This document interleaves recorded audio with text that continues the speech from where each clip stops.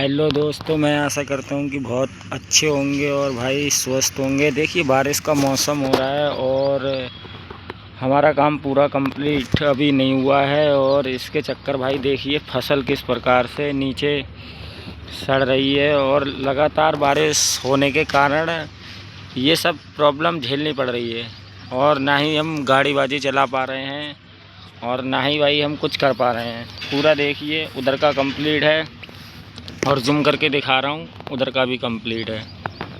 तो भाई आज वीडियो डालने के लिए नहीं मिल रही है तो यही डाल दिया है। तो भाई वीडियो अच्छी लगी हो तो चैनल को सब्सक्राइब करके एक बेल आइकन दबा देना ताकि भाई आपको अपडेट हर दिन मिलती रहे।